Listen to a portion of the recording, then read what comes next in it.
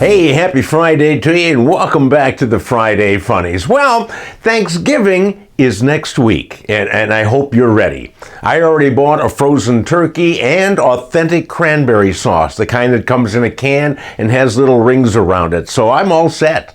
There's also going to be football on TV on Thanksgiving, so no matter who the teams are, it's a good excuse not to have to talk to the relatives, huh?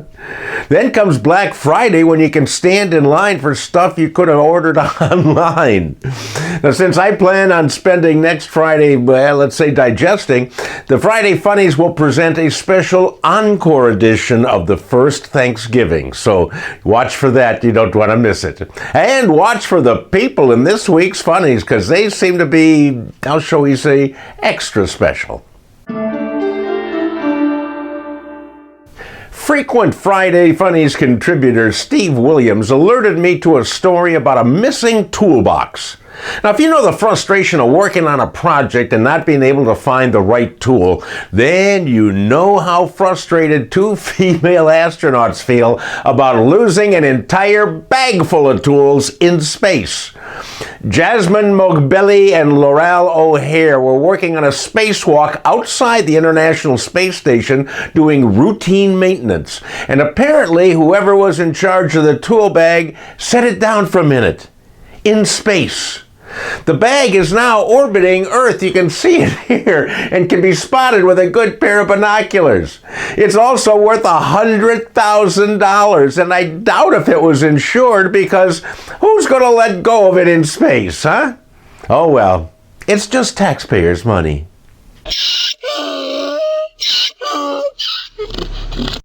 Dumbasses are found everywhere, and this week we found one in Sao Paulo, Brazil. An unnamed man got stuck inside of an orange traffic cone. It was a bigger one. He said he crawled inside to get out of a rainstorm, but then he got stuck. He was discovered by a work crew that was picking up the traffic cones and noticed one was heavier than the others. So they tipped it over and they found a man folded up inside. The crew tried to pull the man out, but I guess when you're laughing that hard, you don't have much strength. Finally, they hoisted the cone right side up and the guy dropped right out. He declined any medical attention, but he can't decline being named our dumbass of the week.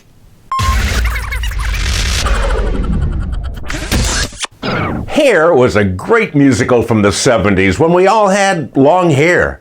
I'm thinking about coming up with a musical to reflect my current style. I'll call it Bear. Huh? I mention this because a woman in Nigeria recently spent 11 days creating a wig that's 1,152 feet and 5 inches long.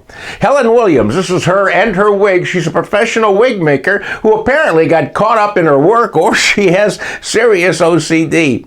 She used 1,000 bundles of hair, 12 cans of hairspray, 35 tubes of hair glue, and 6,250 hair clips to create her Guinness World Record-setting wig. That's great. But I want to know who's going to wear it. The only person I can think of is Rapunzel, you know. But maybe this woman will consider selling it to Donald Trump. He could cut off a new piece of the wig every day and wear it, and nobody would notice.